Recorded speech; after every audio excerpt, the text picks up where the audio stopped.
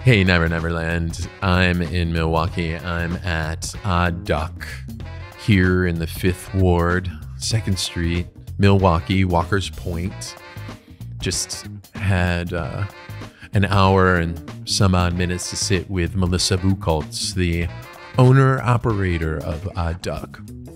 I told you before, the city filled me with life, and there's just a joy and like a real cool energy here.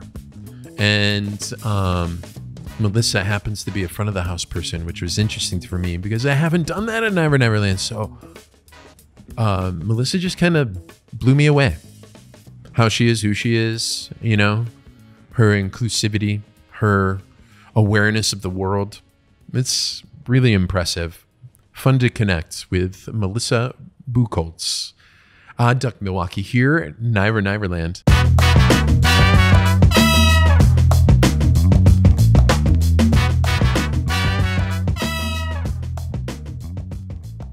It's German. I don't know German. I do know my last name means beech tree. It's like the word for beech tree, I guess. I don't know. This is what I've been told by people who live in Germany. Do you love beech trees? I mean, I don't dislike beech trees. They have really nice bark. It's like skin. Yeah. I mean, I'm a tree. Are I you like a beach trees. person? Beaches, like swimming beaches. I like to swim. Yes. I'm not like a very loungy beach person. I'm a little impatient for that. I can read. I have an English degree, so if it gives me a chance to read, yes, I like that. But I get hot and then I go in the water. So you prefer an active kind of moving around vacation? I like to explore. I'm more of an explorer. Yes. Yeah. I like some beach time, but not all beach time. Like I can't do like a beach for a week or 10 days or something like that. I totally can. Yeah. It's the only way that I truly disconnect. Yeah. Like I need all of those days. I'm like, let's go hiking up the mountain and then let's like snorkel and then let's like see some ancient ruins and then let's like eat weird food. I'm actually very good at disconnecting and relaxing. And I think it's extremely important. Yeah. So. Good for you. Yeah. Am I? No. And I don't think I am. I think it takes me a long time to relax. And that's the whole point, right? When you go on vacation for me, like I have to wind down. Yeah. I'm always running around doing something, either that I have to or, it's less though I want to stuff. When I get to a beach, we're now getting into snorkeling. My wife and I actually got snorkeling gear for Christmas. So that's amazing. Yeah. So now we go to the beach and you can sit there for an hour and like soak it up. But then we get in the water and we're actually seeing stuff. Yeah.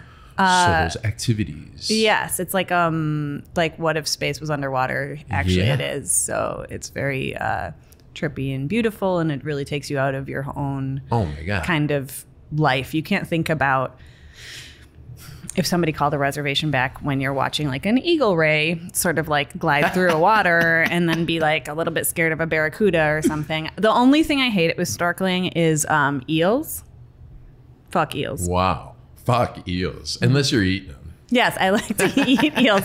But like if you've seen like a moray eel and they have teeth, and I've seen The Little Mermaid, and they're like real, like they're Ursula's helpers in The Little Mermaid, right? And they're like Flotsam and Jetsam. They're like literally the worst characters. Like Ursula, she's voluptuous. I kind of like her. Yeah. Right. But like Flotsam and Jetsam, no way. So I don't know. I've seen eels and I'll be like really far away by the time whoever I'm snorkeling with is like, hey, did you see that eel? And I'm like, yes. And I left. No, thank you. I'm kind of afraid of cat too. The underneath is what I call it. Yeah, it's the deep. Yeah. Like I can't see what's underneath the water. And even in clear water, you all of a sudden from 50 feet, you're like, oh, that something appears around you. And you're like, oh man, this is not my world. Yes. But I love it here in the water kind of splashing around and the noises. Mm-hmm. We finally got to a place, an island called St. John. Yes. And actually, Ross was just there, my business partner. Okay, this last year. That shit is real good. Like the best beaches, 13 beaches, white sand. Yeah. So there, it's definitely a little more active. You're driving up and down the hills. You're on the wrong side of the road. It feels like an adventure every time you fucking go somewhere. Yes, absolutely. I would say the best snorkeling I think I ever did was Belize and Guatemala. And we went right before the pandemic because there's the Mesoamerican reefs. You can actually snorkel the top of it from the Yucatan. But then sort of like the middle section is Belize, Guatemala. And it was amazing. We went there February, right before the pandemic. I mean, not knowing what was going to hit us, but I got really nervous for a while that all of the reefs were going to disappear and that I probably can't get to the Great Barrier one because that's too far away and too expensive, etc. Yeah. But I was like, this one I can get to and it's not that far away. And it was just gorgeous. And so you disconnected in the water. Yes. You were able and then we came back in a month later or something. And it was the world shut down. So. It really did. All right, let me back up a little bit. Yes. This is Niver Niver Land. We are in Milwaukee. It's exciting to me. I love your city. Thanks. I'm sitting here in the Duck, Milwaukee with Melissa Buchholz. Buchholz, yes. Buchholz. Mm-hmm. And you are so charming and so nice to have me in your home restaurant. Welcome. Some friends and I visited just at the end of last year, September or something like that. We came in here after a Mets game, a Brewers game. Yeah, that's what you call it here in Milwaukee. We came to see the Mets, I'm sorry to say, but the Brewers and the Brewers fans and everything. It was such a good thing. And then we came here for dinner and it was just a really, really nice experience. It was a referral. Tony Haugen, a good buddy of mine, worked at Tynet, said, you got to go to Odd Duck. And almost anybody that I talked to about Milwaukee says, you got to go to Odd Duck. Yay. So Melissa Buchholz, this is congratulations and thank you and all of that. This is Niver Niver Land, Odd Duck, Milwaukee. Tell me exactly about where we are. I know it's Walker's Point. Yes. So this neighborhood is called Walker's Point. It's also called the 5th Ward. So we are just south of the 3rd Ward. I don't know if there's a 4th Ward, just so you know. And we're just north of Bayview. So Odd Duck actually moved here only recently. So we've been in this space only almost a year. We have been around for over a decade. So we spent 10 years of our life in Bayview, which is a neighborhood just about 5 minutes south of here.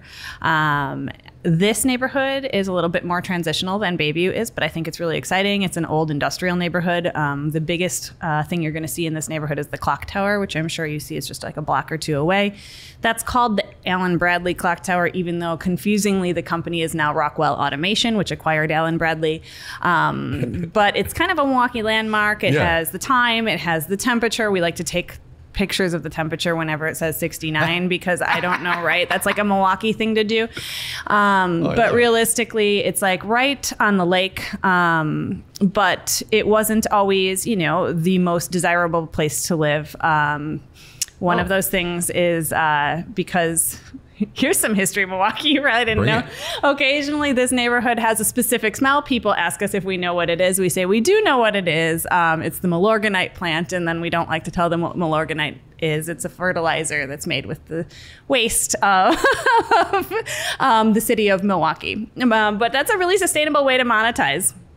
So that's a weird part about this neighborhood. But this neighborhood has, all sorts of industrial buildings and then also single family homes. We're starting to get some apartments and things like that, especially like refurbished lofts in some of the old factories, things like that. But the nice thing about this neighborhood is it's still really affordable. So there's accessibility for different kinds of industry, especially restaurants, smaller restaurants. So I think people always wonder, why do certain neighborhoods get a bunch of cool restaurants? And you're like, mostly it's affordability. So Bayview was there 10 years ago, but, restaurant people who want to do cool restaurants, we don't always have a lot of money, but we have a lot of experience. There's a fallacy or a belief that our industry has a really high failure rate, but I just think banks lend to the wrong people. It's the bank's fault. It's not the restaurateur's fault. So typically banks lend to people with collateral and no experience, and they don't lend to people with a lot of experience and no collateral. So people who are trying to open sort of mom and pop bootstrap restaurants when they've worked in them forever, maybe don't have the capital or the access to capital. So they look for neighborhoods and places that are affordable. So a lot of times you find the coolest restaurants in your city sort of starting to pop up in neighborhoods you maybe don't expect. And so I think Walker's Point is still that, very much so. Yeah, I do that. Yeah. I absolutely do that. Mm-hmm. I opened up a steakhouse, kind of a high-end steakhouse in a neighborhood it didn't fit in. I understand what that means now more, but it was a great run there. We had 10 fantastic years, and it was a place where people were like afraid to freaking go, and we're like, you know, standing on the corner, you know, meet guys, the steakhouse strip club, you know. Yeah. And we made it a corner, and we made it welcoming, and people came. Yes. And not that it's because of us, but after we did that in spots a couple blocks away or just a little neighborhood away, things started to happen. And now we have restaurants in those neighborhoods. I'm not there any longer. But we have restaurants in those neighborhoods that have now been there for 10 years. Yes, absolutely. You know, and that's the whole thing. I think like little communities of businesses spring up around, you know, a successful endeavor, because people think, what can I do? You know, even for us at Odd Duck in the old place, for example, we had a bar across the street from us called Tonic Tavern. You can go there. Still exists. And it was there before us. But, you know, one of the things, we were so tiny, we didn't have any place for people to wait. People were waiting. So we'd say, go to Tonic across the street and we will text you. Our friends then opened a wine bar a little bit further down, like another block away. And we'd say, oh, you can go there and have a glass of wine. So if you want, you know, a drink and a beer, you can go to Tonic. If you want to go across the street, and then, you know, there's a pub called Highbury that's been there forever. It's a soccer bar, but it also had all sorts of great DJs. So that's like a place we could say, oh, you could go there after, you know. So things in the neighborhood start supporting each other. And I think that's kind of, that's the beauty of community. Yeah, it's a vibe. You know, you're creating okay. I mean, this is exactly what I've been able to do, and it's one of the most fulfilling things. You know, kind of looking at an area, maybe before it's an area that's, you know, relevant, and finding a place there and making a home there. Yeah, that's so cool. And you're building or rebuilding. You know, it's not like we were the first ones here. You can see what's left of what the city used to be in a lot of ways. Yeah, you know, and then I don't know what's changed in the last couple of years after COVID. If there's more things boarded up and people, you know, have changed in these last couple of years. But it's nice to be able to find a neighborhood where there's something quaint. Moochie's, one of my places, is 44 seats inside. Yeah. We send people to the Spot Bar down the road. Yeah. Classic little joint from like the early 1900s, you know. I think the people are from the 1900s, like the early 1900s that are in there too. But it's like, that's why it feels, you know, you could go in there and there'd be a crock pot dinner in the back. Yeah, that's the best. Yeah, I think that's the best. And then, like, what kind of an experience is that? You know, we've had people come from the Spot Bar with like their meat raffle winnings. Yeah, I love that. Like, I think so. One of the things that I love is like getting people, especially Milwaukee is kind of a sprawling, like an urban sprawly city. We have a lot of suburbs, but people do come into Milwaukee. So I want them to start to understand what the different neighborhoods are that are maybe not as popular. But so when we can get them to come to not just Odd Duck for dinner, but to spend their evening in Walker's Point. You know, so like if I was going to spend an evening in Walker's Point, I would come early. And even if you don't have a reservation at Odd Duck, I would just put your name on the waiting list for the bar seats.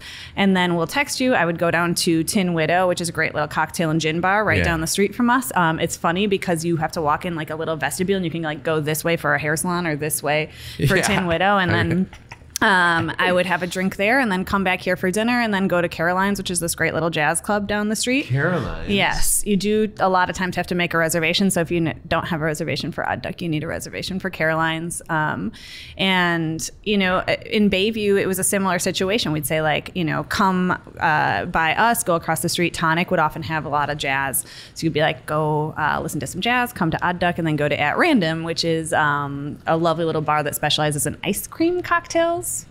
What? Yes, it's really old. It's really old school. So love that. Yes. How long have they been open? At Random? Yeah. Oh well, forever. So At Random and Bryant's are owned now, and the Jazz Estate are owned by a gentleman named John Dye, who's a friend of ours, but he basically specializes in kind of revamping Milwaukee institutions to what they used to be. So At Random was opened by a gentleman who actually used to work at Bryant's, and he would always say At Random is for lovers. It was opened in the 70s, so it's super 70s-ish, like very orange, reddish lights.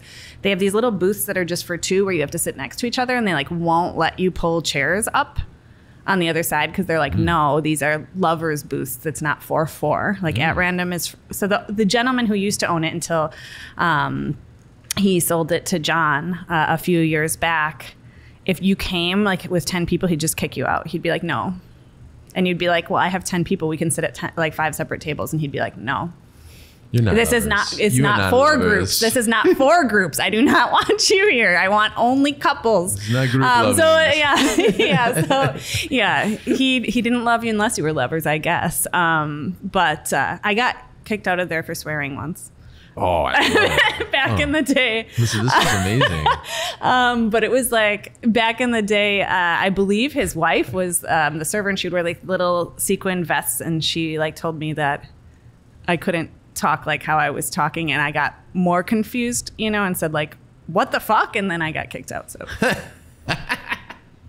I was in the wrong. It's fine. It's fine. Yes. I don't think she would ever remember me, but I remembered that. I was like, oh. All right. Well, have you been 86 from any actual other places in Milwaukee? I mean, like while we're on it. I did get kicked out of a bar for swearing once in Madison too, called Le Tigre Lounge. Very similar vibe.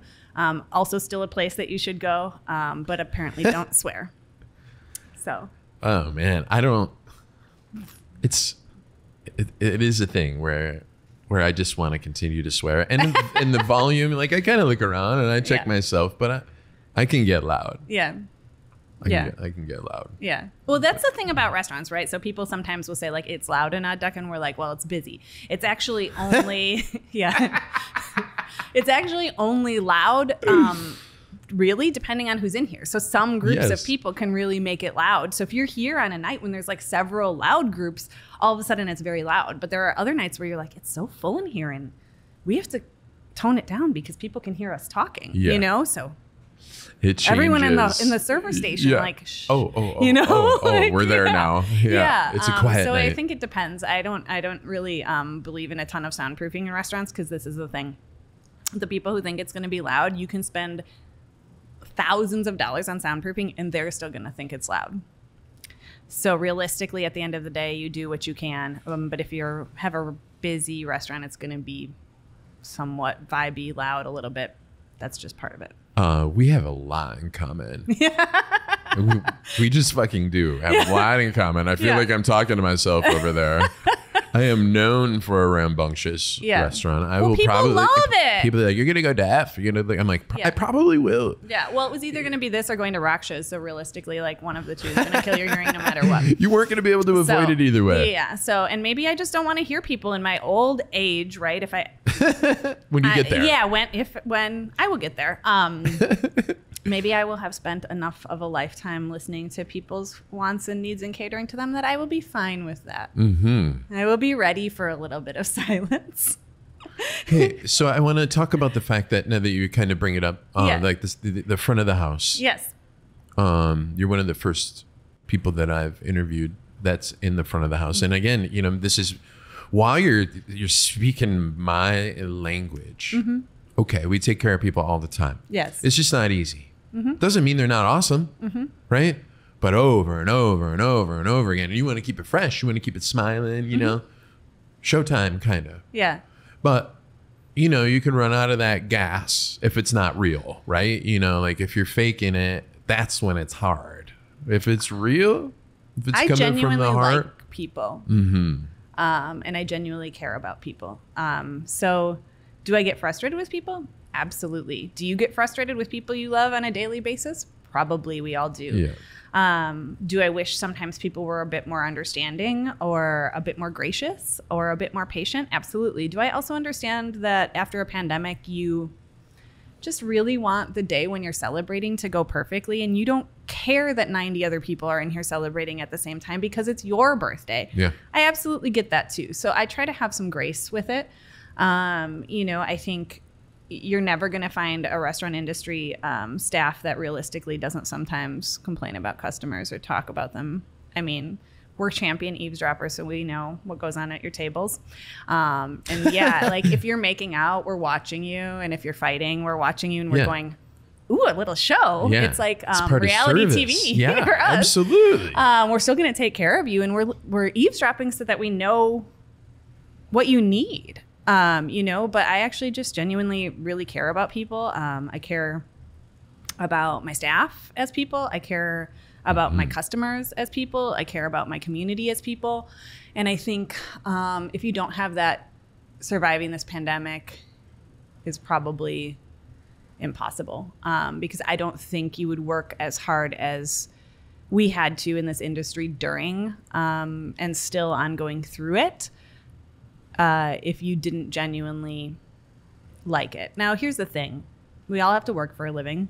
If I didn't have to work for a living, I'd probably like sit on a weird porch and read books and take care of my plants and hang out with my dog in the woods, and have beautiful dinners with friends and, I don't know, look at sunsets all the time. But I have to work for a living. So I found something that I could do that I genuinely enjoy every day. Now, there are aspects of my job that I don't like, just like anybody else has aspects of their job that they don't like. But overall, I enjoy my job. And I think if you genuinely enjoy what you do, and to do what we do, you have to genuinely enjoy people, genuinely care about them, then it's not quite so hard. Yeah, like, the there are sincerity of that comes but through. Like, that's who you are. I think that's how Odd Duck feels. It feels inclusive and open. Yeah. And, I mean, not without its own toot, though. You're the Odd Duck.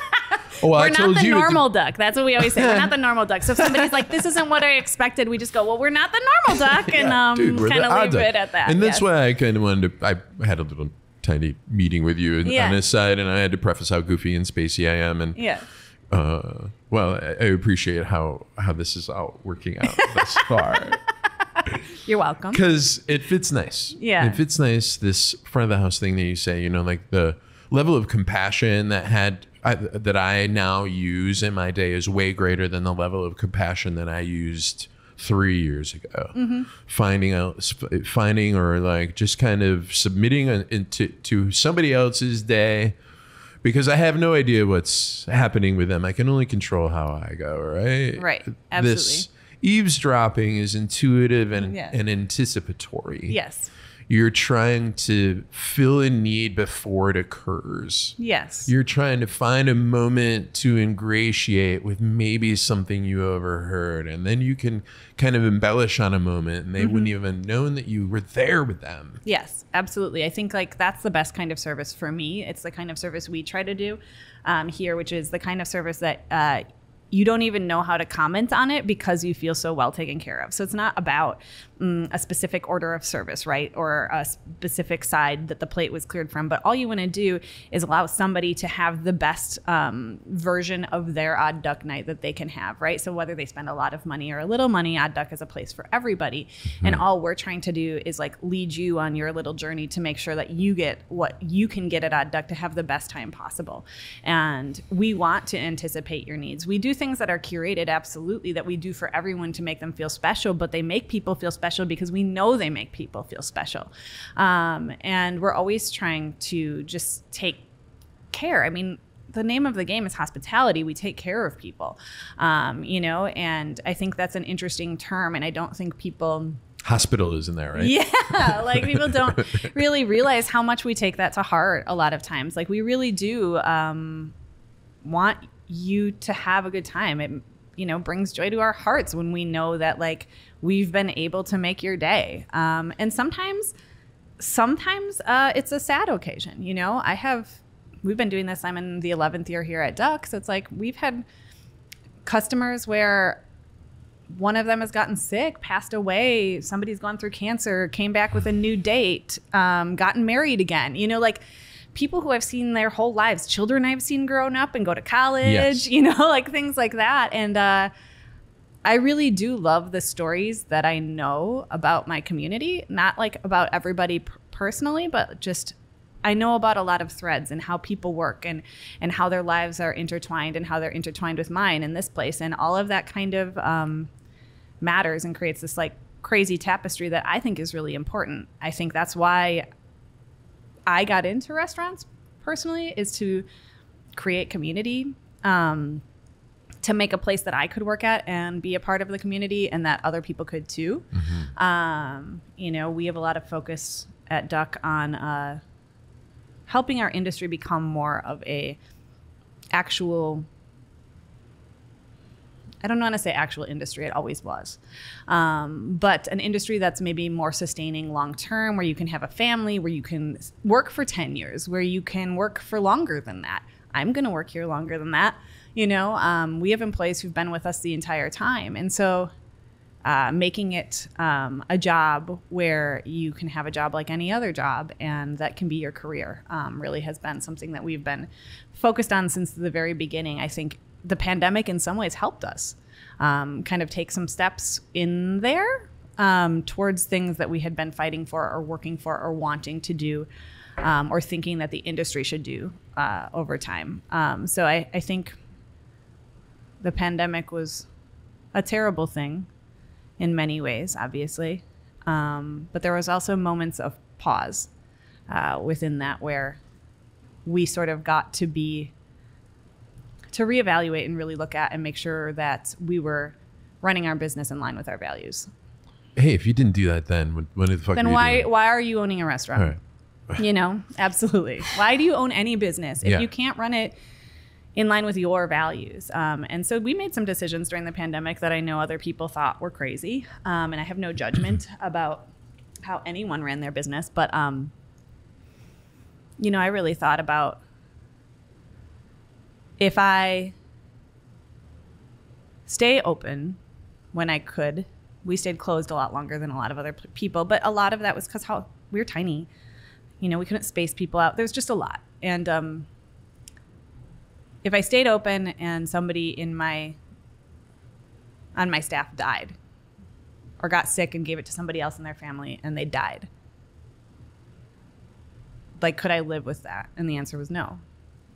You know, if I lost my restaurant because I stayed closed longer trying to figure out a way to safely do what I did, could I live with that? Yes, I could live with that. And so I knew that was Ross and I both knew that was a possibility. That was a discussion we had. And thankfully, you know, we were able to pull through, and we're very lucky to have resources. And we used a lot of government resources. And we're very thankful, at least in Wisconsin, to Tony Evers, our governor, for really helping get us money in our pockets and to the PPP, the Paycheck Protection Programs and economic injury disaster loans, all the things that we did take advantage of. But I think, you know, at our heart, when a hospitality business, I think it was really a struggle for a lot of people. Just if your job is to take care of people, how do you do something that's, I know you want to go out to dinner, but if it's potentially harmful for both my staff and you, how can I do that? Yeah. You know, that took a while for me to figure out.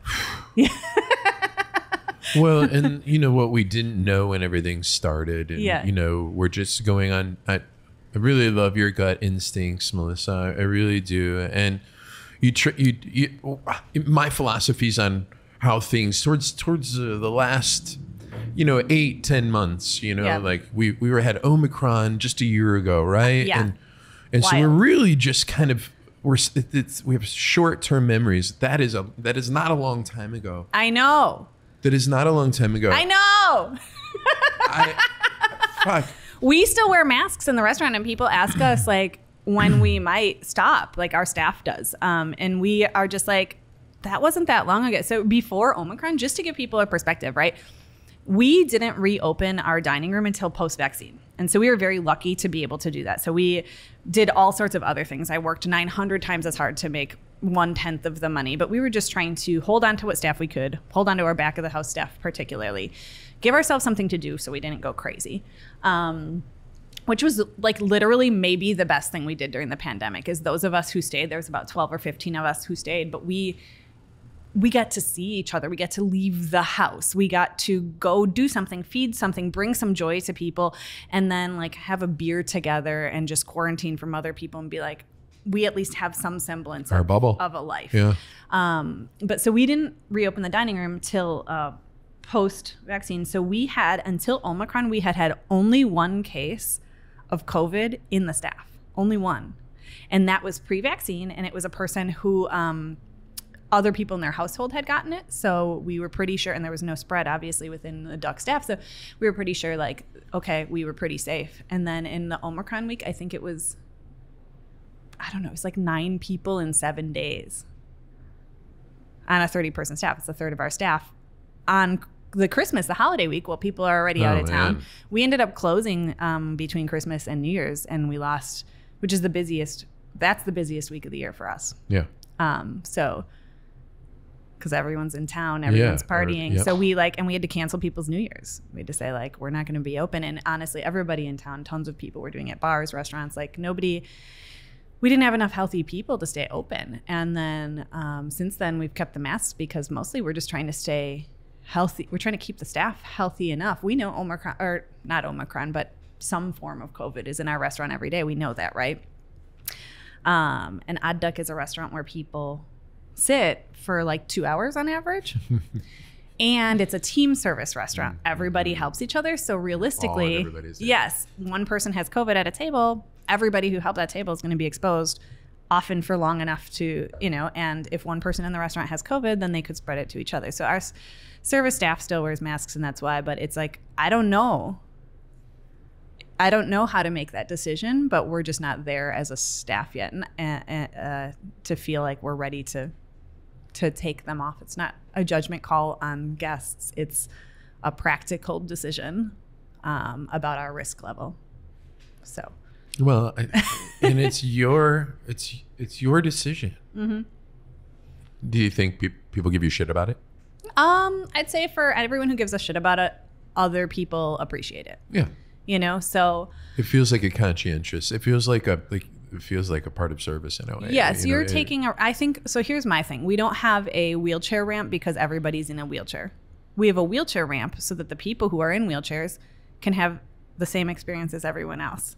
We wear the masks for the guests there are guests still who are like super immunocompromised, and they're not, if they're seated at a table that's not quite as close to other tables, they don't have a ton of risk from other guests. Their main risk is us. And if we're at least masked when we come to the table, that makes them feel comfortable. And there's tons of things I do in the restaurant industry to make the least among us feel comfortable, yes. Right?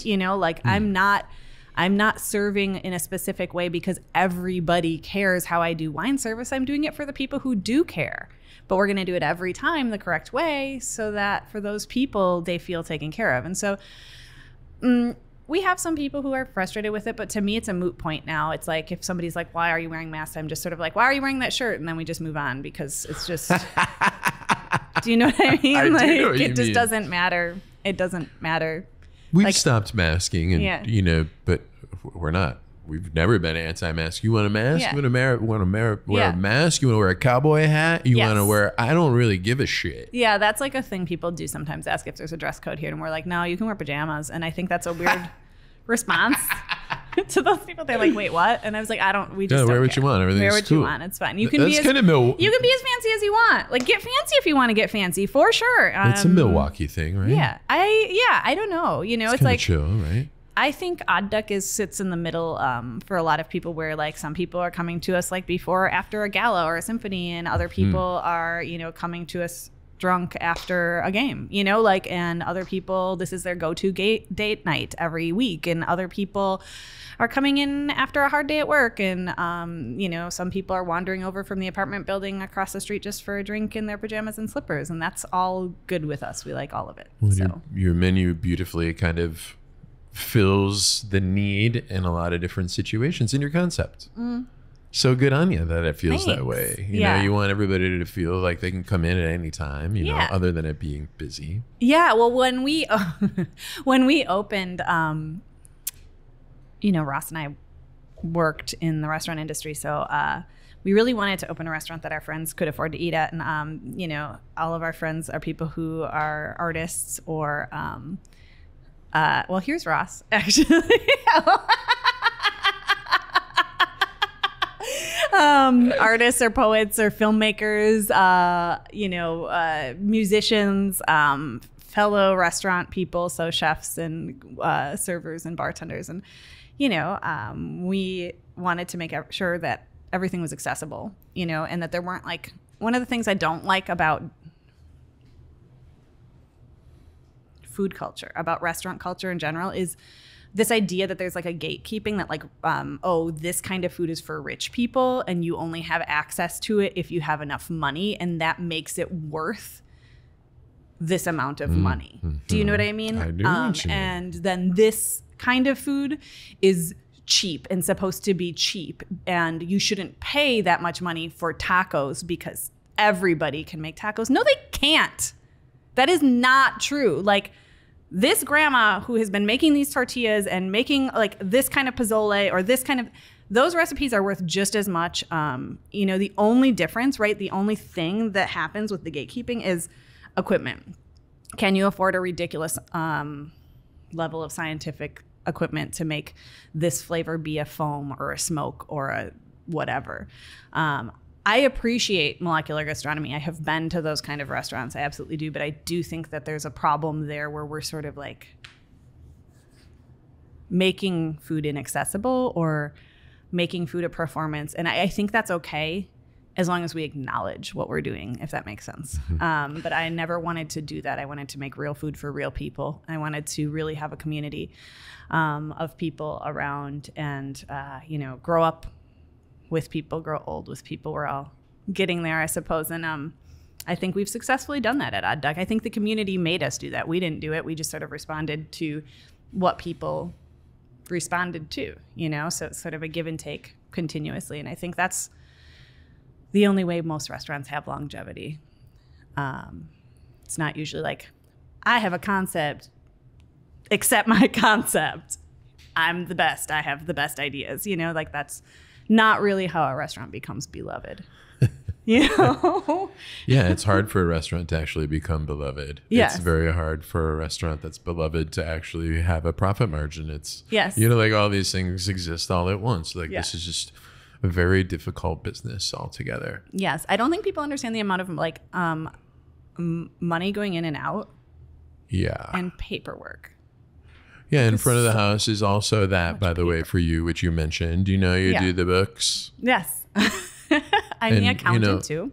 And how crazy was it with all these things, in and out loans and whatever? That was insane. We were lucky enough to have, just good for you that you had to do that.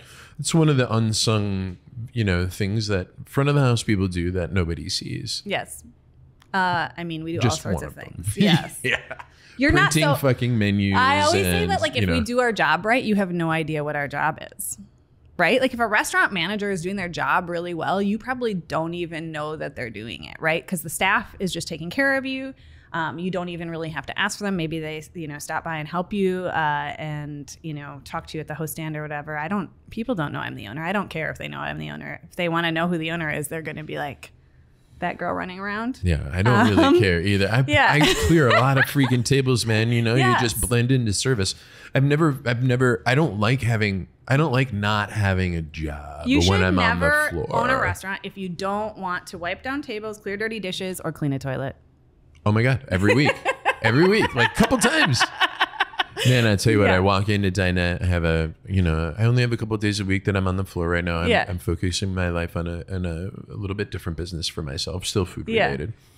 But I go in, and one of the first things I do is just grab the what's called Quat, right? The Ecolab Quat bottle, and I go into the bathroom and I wipe it down, and I go into the other bathroom and I wipe it down. It's just a certain amount of things you have to do to keep your standard. Yeah. The visible things. Yes. Yes. I like that, the way you design in here is like Odd Duck. It's slightly quirky. I see some local artwork over on the wall from some kids, you're definitely keeping that real vibe. So my friends' kids, Marin and Orson, happy birthday, Marin, soon. this week, 10th birthday, drew me some of those. And then I asked Taylor, their mom, and said, would they mind if I made them into coloring sheets for other kids at Odd Duck? And they said yes. And so, now smart. they're the coloring sheets for other kids designed by kids. And I think it's quite fun. But I loved it actually. So one of those artworks, it's a duck and it's a waiter. The duck is a server, right? And then there's like all these little bubbles where it says like, hey waiter, hey waiter, hey waiter, hey waiter, like all these little bubbles. And then the duck waiter is saying, ah, and then in the bottom it says, you've got it covered. And I was like, this is us every day. It's encouragement. This is like the most beautiful thing, like that you really get me. Almost 10-year-old. Unbelievable. It's funny when it fits like that, but you know, like, how lucky are we as well? Like, you know, this is, we talk about like some of the hard stuff that we went through or whatever, but how lucky are we that we are, the fulfilling part is that we do help create memories and we do take care of people. Yeah. And, I help people advance themselves through their lives. Yeah. Whether it's with me or on their way to somewhere else. There's so many other things that being a manager and owner are than just the 4 hours of service that you're open for, you know, or 5 hours of service. And that's like what drives the machine, right? Obviously, is that business time. But like the downtime and, you know, you're here early to see me. I don't know what time you start work, but there's just a lot involved in this. And maintaining a building and maintaining all that other stuff and then promoting your own business. Yeah. I mean, damn, dude. All of it. Yeah, it's a lot. I mean, it's so I used to explain it. All my grandparents are gone now, but two of them, my grandma Betty and my grandpa Arlen, were farmers, right? And so she understood it, my grandma, because I would say it's more like farming. It's a lifestyle, not a career, realistically, in some ways, if you want to own a restaurant. I think that you can have a career in restaurants, but if you want to own one, it's a lifestyle. You're going to wake up with it and go to bed with it. I do believe in taking breaks. I'm lucky enough to have a business partner who, like, if I'm gone, he's here. If he's gone, I'm here.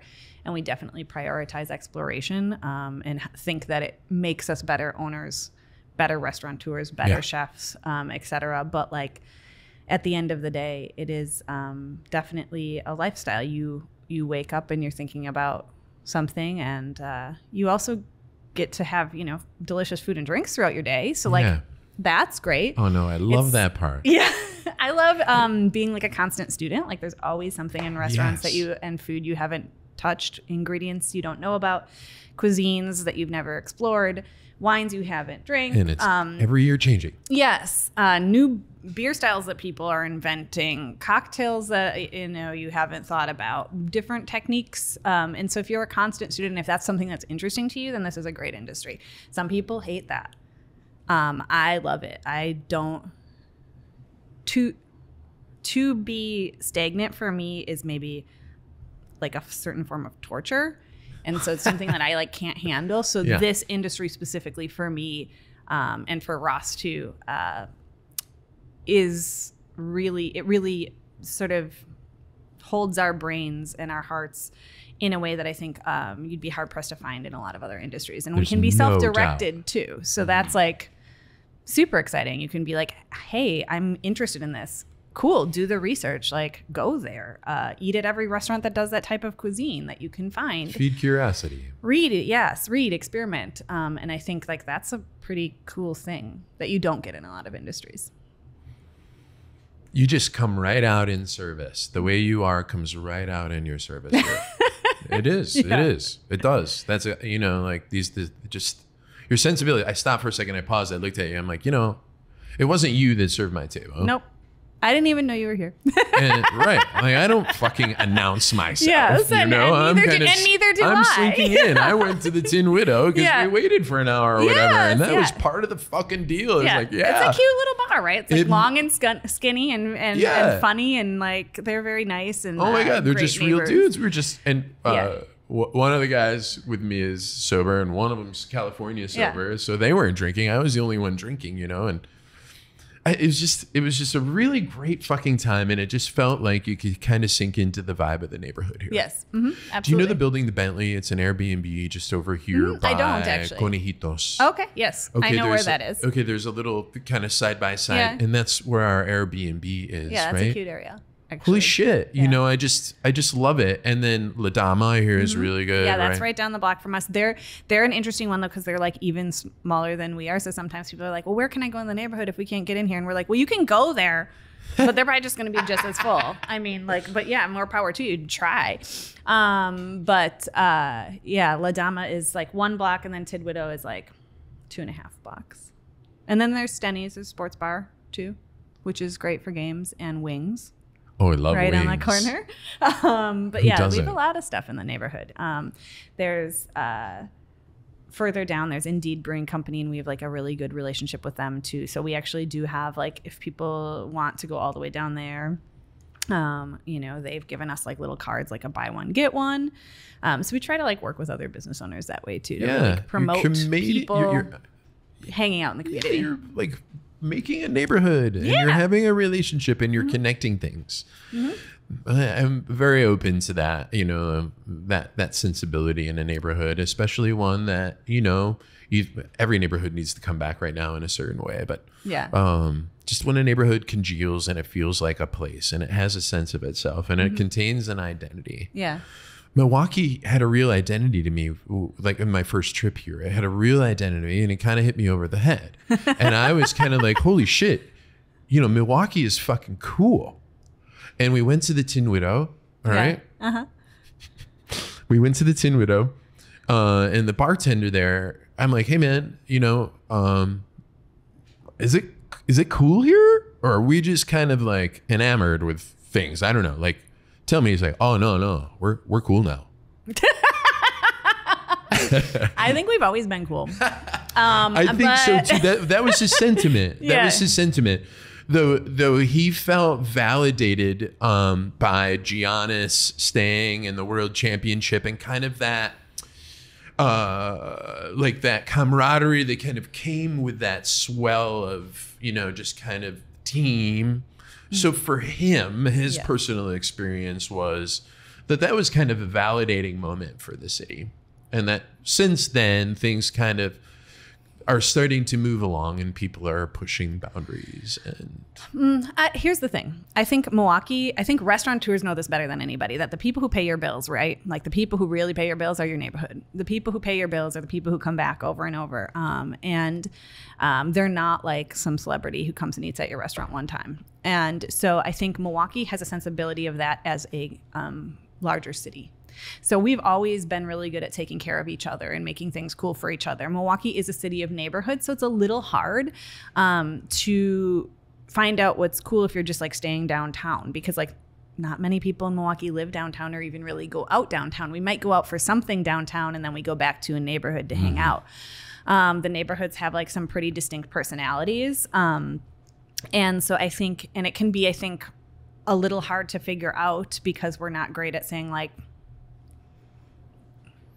we're like, I don't know, you can figure it out. You know, like we don't have a lot of self-promotion, but I think that's one of the things I love about Milwaukee is that it's a city of real people just doing real stuff. Yeah. And, you know, we have all sorts of things. We have amazing ethnic food. We have amazing record stores. We have amazing street festivals. We have this amazing lakefront that I would say compared to, you know, bigger cities on lakes, it feels more wild. It's one of the things I love about Milwaukee is that I can drive 5 minutes with my dog in the back of my car and hike and see nobody. And I can be on the edge of this lake that's crashing like the ocean, and it's gorgeous. And I need that kind of green space, and I need that kind of nature for my brain.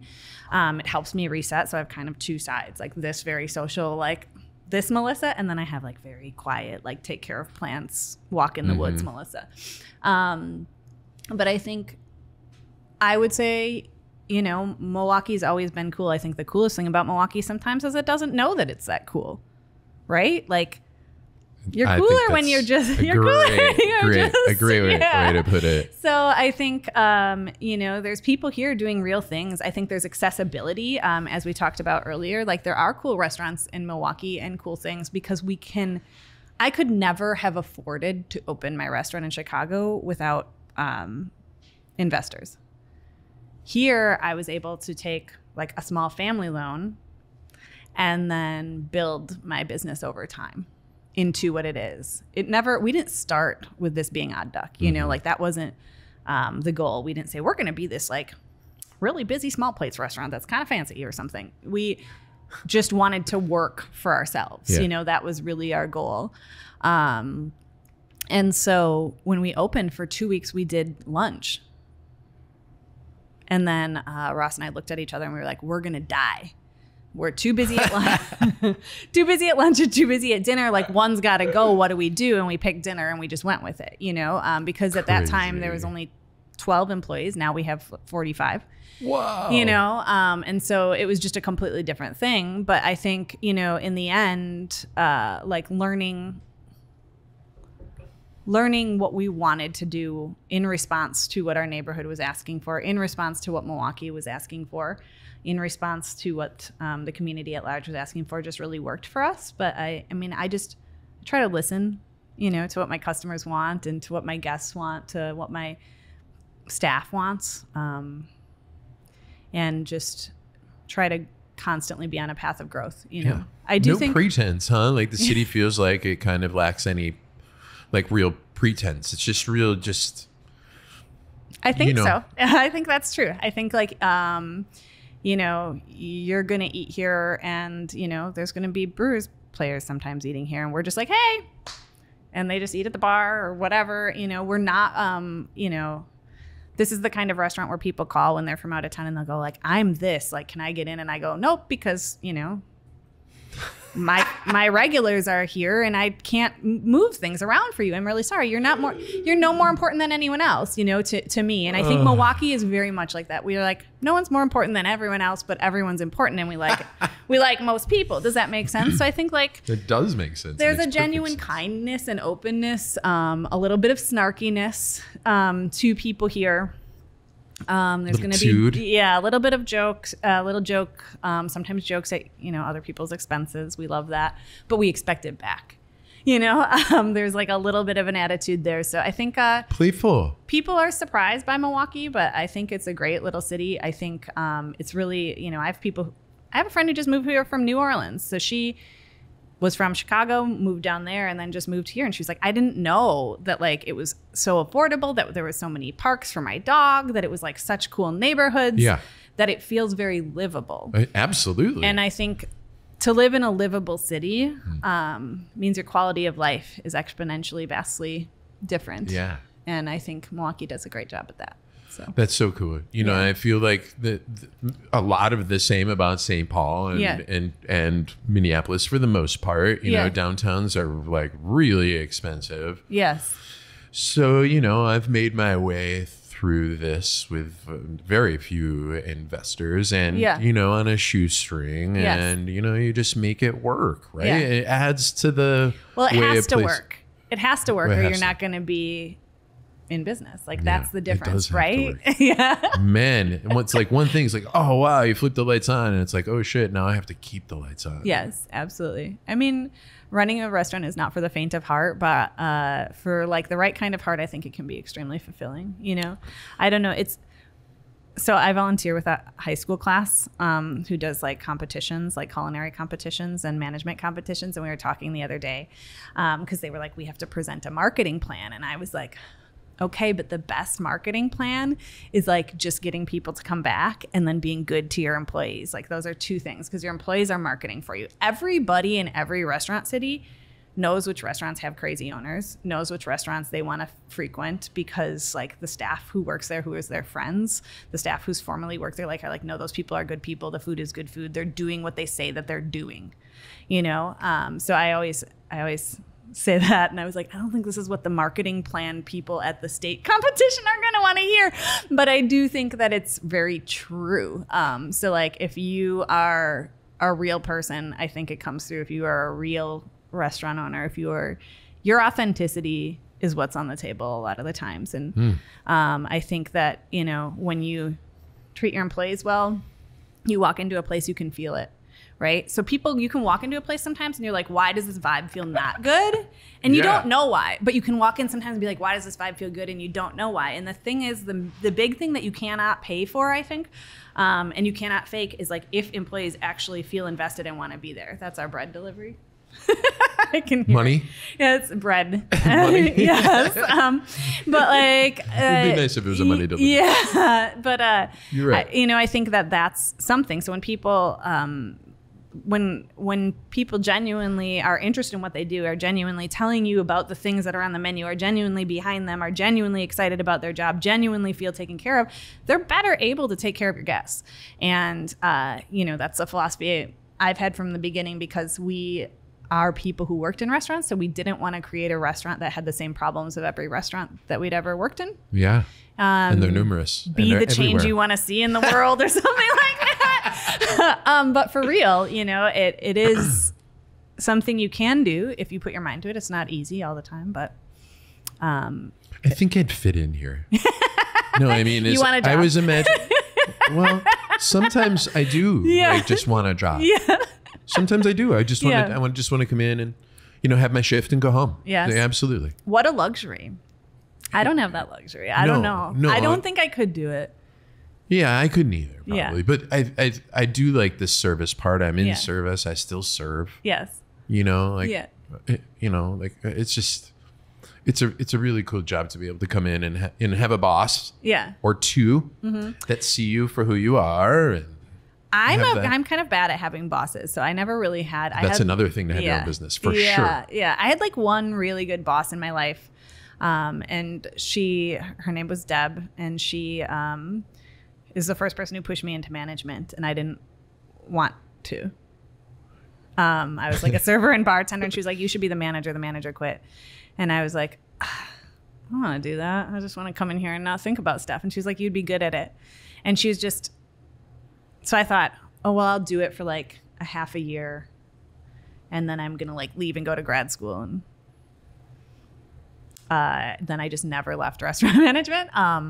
But she was like extremely patient. She really like saw your strengths and didn't try to like change your weaknesses. You just try to work through them and make them strengths, and that's something I took from her very much. Like, you're never trying to create a team of all people who do the same things all the time. You're trying to create a team where everybody fills in each other's gaps, right? Like, you're never going to get 15 servers who all work and do exactly the same thing. And I'm not interested in that. Mm-hmm. What I'm interested in is like, how do you get to the same end result where somebody feels taken care of? And, that's one thing I kind of tell my employees is, if you want to complain about somebody else, let's talk about the things that you maybe can work on first. Mm-hmm. Because you got to lead yourself first. Yep. Consider yourself. Yes. If you want to find fault with somebody, you absolutely can. You can find fault with me. I can find fault with me, but if we all focus on bettering what we can do and being a better teammate, in the end, that's what creates a better team. Absolutely. So the way that you talk about, I agree. Some people have asked me, they say, "Hey, Niver, what's your secret?" There's like a Niver way that restaurants feel when people walk in. They're like, "Oh, this is a Niver joint or whatever." How, what's your secret? And I'm like, there's no fucking secret. Yeah. There is no fucking secret. My people are themselves here within a system that allows them to be themselves within a system where they can make money. And they're supported. Yes. And, that allows them to just be who they are on the floor. And that's exactly it. It's not with me giving them some script. It's not it. You have to let them be who they are. Yes. And then they have to just follow the standard. Yeah. I just always say I try to hire people who are adults, like I want to hire adults who act like adults who are ready for an adult job. So this is a serving job, but it's not a transitional job particularly. Can you do it while you're in school and stuff? Yeah, absolutely. But, it's a lot of work to come in and learn a restaurant menu that's changing all the time. Like, we require our people to continuously learn with us. And so some people hate that and some people love it. But realistically, like, I think being an individual, right? Like, none of us can help that. And I'm not interested in a staff that seems homogenous. I'm not interested in a community that seems homogenous. Even recently I was traveling and I came back from Europe, and I always love getting in like the US passport line and seeing the incredible diversity and being like struck again sappily about the beauty of our country and how different we all are. And even though we have like a lot of issues and problems, like, that's gorgeous. It's like inspiring just as a thought. And if all of us are willing to do that work every day, if we're all willing to, work towards a more perfect system, you know, whether it's in the microcosm of a restaurant or in the macrocosm of the entire country, you know, hopefully that genuineness and that care comes through. And if we truly care about each other, and all of us have people that we care about, you know, we truly do, that just means the world's going to be a better place, right? Just little by little, step by step, person by person. Yes, absolutely. Look at me. I'm going to cry because I'm a big sap. And that's why I'm good at my job, because I actually care. I know. I can totally sense it. Honestly, I just got the goosebumps a little bit. I can totally sense it. And I think I told you early after I got here, I'm like, I just said I could work here, but you know, after we had a little moment, I'm like, oh, she's great. Like in my brain, I'm just like, oh, we're alike in a lot of ways. Obviously, we don't develop front of house management often. People less and less want that management job. You know, it's a cumbersome job. There's a lot involved. It's a lot of hours. And so you see folks that are finding the paths, and no offense to bartenders and no offense to chefs, you know, where they go out and they can strike and have a personality of their own in those positions that are highlighting them a little bit more on whatever. You know, but the essence of, you know, finding somebody that would manage others isn't for many people. It's harder and harder now. So, you know, like, you know, people like us, we end up going out and either we're going to go the corporate angle and, you know, find some way in the world, or we're going to make our own little environment and do that. But managers just, you know, and having them around, like I've had a couple real constants and it's been amazing to me. But that front of the house manager position, I mean, it's like one of those things we really need to think about again. That person said that to you, you'd be good at it. And then all of a sudden, you know, here you are. How many years ago was that? Oh God, I'm maybe 18. So there's people we have to look at and be like, hey, I see something in you. That's how I was developed. Hey, I see something in you. It's my early 20s. It's really hard to like find people that want to do that. But when I see them, sometimes I'm like, oh, hey, you're be a good manager. Like, oh yeah, I'm a banker. I'm like, fuck. You know, like, of course you are. Yes. Here's my deal, right? Like for me, for personal satisfaction, I need to go home every day and feel like I did something I could be proud of that day. It doesn't have to be a big thing, right? And that's all I'm looking for. But I was always looking for that when I worked for other people. And there would always be, I'm a really good, I'm a good manager down. I'm a good manager to my people, but I'm not good at managing up or telling other people what I'm doing or being, you know, I don't know, ingratiating myself typically to upper management. And so that was a real struggle for me for a long time, especially being a female in management. Because you said what you felt. Yeah. And people didn't want to hear it. And I was young. You know, I was in my very early 20s, but I'm really feisty.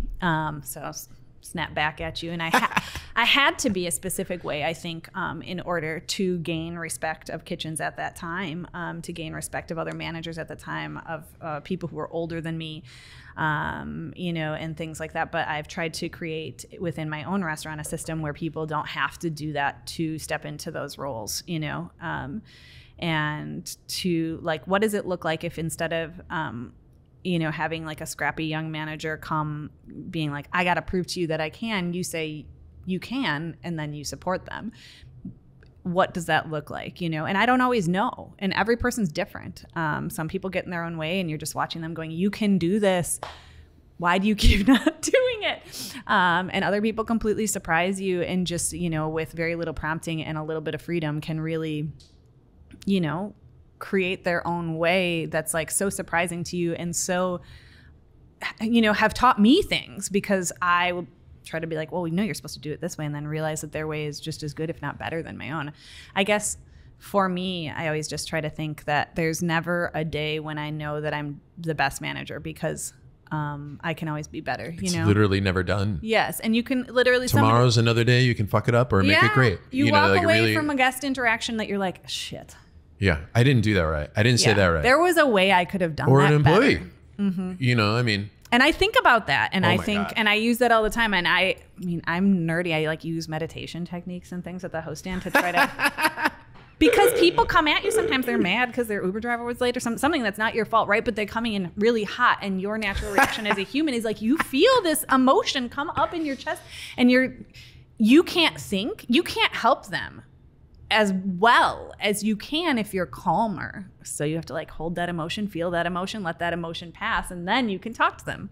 Oh, yeah. And don't try to before that, because you're just going to make it worse, you know, in some cases. Yes, absolutely. So I'm always you are thinking, a reader of people, and that is the exercise that you know, ultimately the experience is one of the, you know, you don't have to have experience to be a good person, right? You know, we can teach you technique, but having an experience of being a good person and understanding what it takes for others to kind of, you know, become at ease, and you're de-escalating, you know, at the front door a lot. And I mean, it's just really weird, all those interactions, but that is such a skill. Yeah. It's also one of the things, actually, for me, that I don't think people really see is like, what I'm really good at is logistics. Like, that's what I'm the best at. I'm really good at getting lots of people, whether they're staff or guests, moved through space to get something done without them kind of realizing I'm hurting them like a sheepdog. Like, that is what I'm doing mostly. I'm like, you stand over here. This table's going to go here. I'm going to push these two tables together. I'm going to move that table over here. It's a puzzle. And so it's this big moving puzzle where people are the parts, and they're doing really unpredictable things. You know, people sometimes are... Look, we know how long it takes people to eat here typically, but it's all an average. So if your reservation is behind the reservation of the people who stay the entire night, which happens, it happened last night for us, it doesn't matter to you. We still have to like figure things out. And we always want to try to allow people to enjoy the restaurant however they want.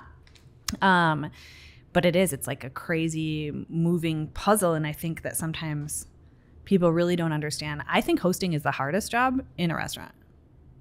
Hands down, because it's the same amount of pressure as being a line cook, but instead of fire, you just have people mad at you. The host has to tell people no all the time, because people walk in and they want what they want, and the host is going to tell them how they can get what they want, but a lot of times it's not exact. You don't like my answer. They can't just sit down right away wherever they want and eat. So typically the host is giving you what you consider bad news, right?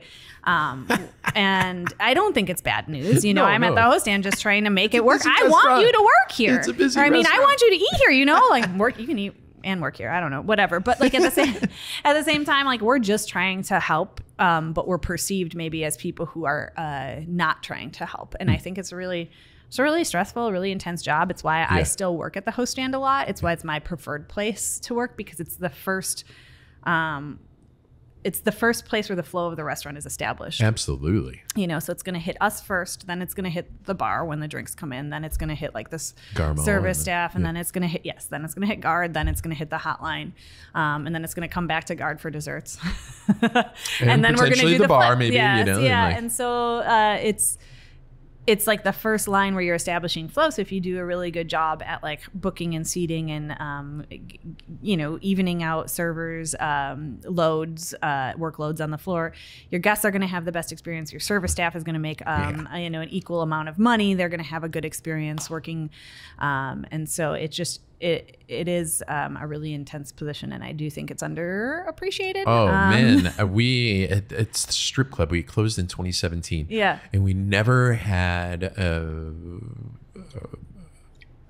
open table or anything. We were literally taking phone call reservations. We were too, until right before the pandemic. Hey, almost 10 years. It was good. It was bad. It was the Bible, right? You know, like we recopied and replotted the everything. We would just staple like another one over, so you'd have like a page, and it'd be like 17 pages. You never get rid of the originals. Yes, because there's always you're a like, phone well, number. I went back, and where did I lose this reservation? Oh shit, it was us. Yes, so many little like highlights and dots, because like when I'm going through the one side with has the people's names, and I'm making sure that they're platted. Here's the thing I'm going to say: we're still smarter than the reservation software. I still actively have to manage the reservation software. The only reason I have it is because it's more convenient for people. I will say our demographic changed after, because we had a lot of older regulars. They don't they still call me and they can't make reservations as frequently because we're booked kind of we're always have been booked, but when they called all the time, you know, it was easier for them to get in. And now we have like those, like we have a younger demographic slightly. There was a slight demographic shift, and it could be for a variety of reasons. But I do think part of it is just ease of the platform for people, you know, because I have older regulars who will call me and they'll just be like, well, I just can't Resi today. It deleted my reservation. Yeah. Yes. And I'm like, no, I can see that you deleted your reservation, but it's fine because I know you. I know who you are. You can see the steps. Yeah. Yes. Yeah. And I know they didn't do it on purpose. I mean, come on. Especially but if you're what people do and phone. what they say is different. Yes. Like often. Yes, that's true. It is true. I All mean, right, let me check my notes here and see if I've got any. This has been fantastic, by the Yeah. way. You are a true. How do I say this? I don't know. odd duck. You are a true odd duck. Yes. Actually, But it though, doesn't seem odd. It seems just. It seems like it should be. And maybe it's the difference that makes it right. You know, like the individuality and. Like I say, I haven't talked to a front of the house person in this way. Yeah. I feel like we would have made decisions kind of in the same way. Yeah. If I was in this city, I would have probably called you too. Yeah. for your advice, and I would have said, "Hey, how you doing?" And, Yeah. I did that with a lot of people there, and I just feel like. Man, like there's not many people I feel like I want to work with, but I could work with someone like you. That is for sure. I think we're on the same page. And maybe that's a compliment. I'm not complimenting me by doing that for you, but I would like to be like you at a minimum, because I just feel how cool you are. You know, I do. Yeah, it's true. It's true. This is the point in the show where I do these things. Listen. Yeah. I don't really have anything else I need to talk about. I thanks for letting yourself show here. I think this is what I would have expected from you and this place, and the thoughtfulness with which you responded, or just kind of just spoke to your business. You're busy because you deserve to, and you've worked for that. It's an honor to be busy. I know you don't take that for granted. No. I love that you're strong and, have control of what you do here. I admire your work. Thanks. I admire your recognition. Mm-hmm. Being called out by James Beard is something I would love to attain in my life and have not, though I've worked with people I believe are worthy. Yes, absolutely. I think restaurant awards are weird.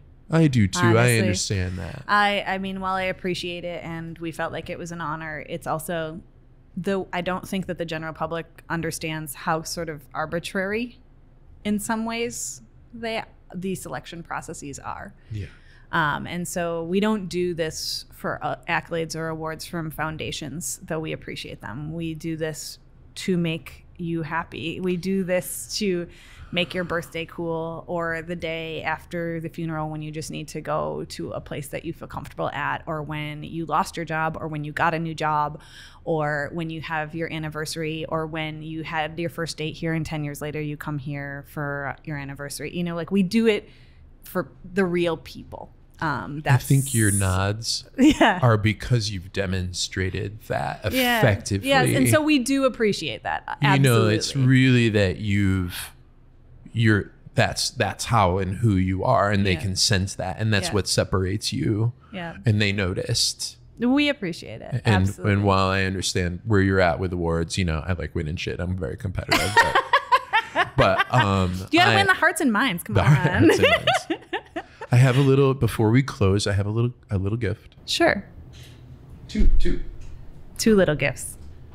I started a frozen food company. Oh, cool. Part of my expansion into, other revenue streams. Yes, I'm assuming coming from the pandemic, basically. Well, I had started previously. Oh, it was okay. Kind of a dream anyway. Yes.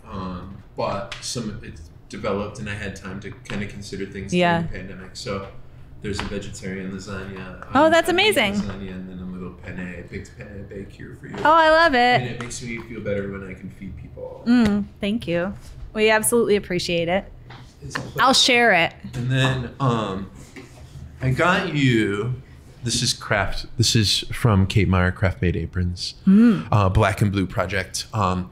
Kate started an apron company and made tons of masks and everything through the pandemic. And really just kind of had this burgeoning, cool manufacturing place in an artsy building in Minneapolis. And she's really embodied, she's going through her own personal physical struggles, but she's really embodied, a different adjacent part of our business where they're talking about mental health and building quality things and kind of connecting them.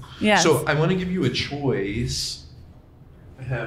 Oh, these are beautiful. I have 2 aprons, and I don't really care what color or whatever, but I'd like you to have one. These are beautiful. I like this gray one. All right, you take the gray one. Oh my gosh, thank you. Would it be inappropriate if I asked for a hug? Oh no, absolutely not. Thank you so much for your time. Of course. Really, really lovely. And thanks for joining us for dinner. That's what we do, and yeah, that's what we like to do. And come back and see us. Come back to Milwaukee soon. Yeah, absolutely. Everybody can come to Milwaukee and hang out with us. Absolutely. It's accessible and affordable and beautiful and cool. Yeah, and the feelings are here. I mean, the good vibes and people are ready to have a good time. I would say this, like, summer is great too. Like, there's festivals every weekend. The lake is beautiful. You can swim in it, and there's beautiful beaches. Love that part. Yeah, it is. It's cold, but I don't mind. Like, that feels great. I mean, that's like part of my life, right? Like, so in the summer, I can drive 5 minutes from my house. I can swim with my dog in the lake. I can go home, and then I can come to work. Yeah. And like, there's not a lot of cities that you're going to be able to do that in. Have a life while having your life. Yes.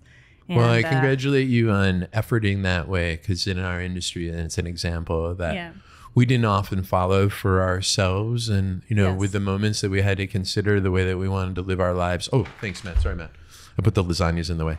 Well, the way that we have to consider our lives these days. I mean, good for you. Good on you. Making decisions to take back some of what you've given away. Yeah, absolutely.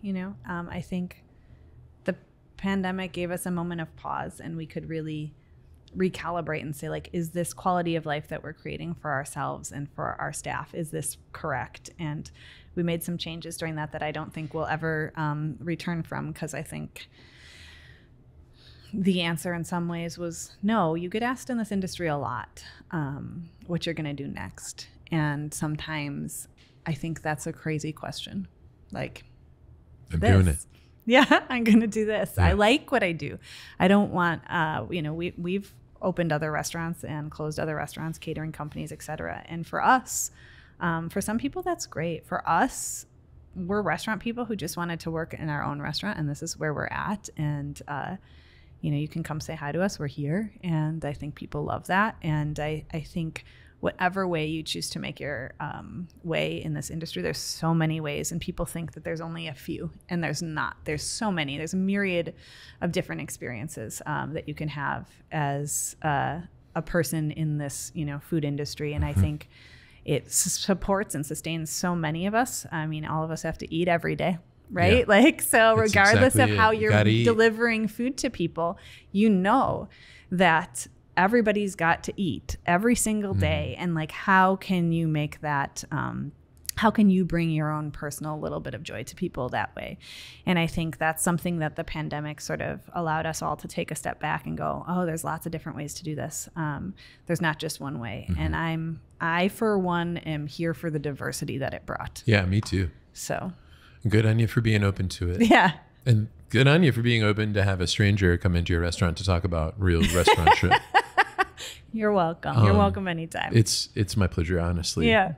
This has been the first of the Milwaukee episodes of Niver Niver Land, Gleam Tower Media, Matthew Gundrum, Melissa Buchholz. What an honor. And thanks. Thanks again. Absolutely. Appreciate you.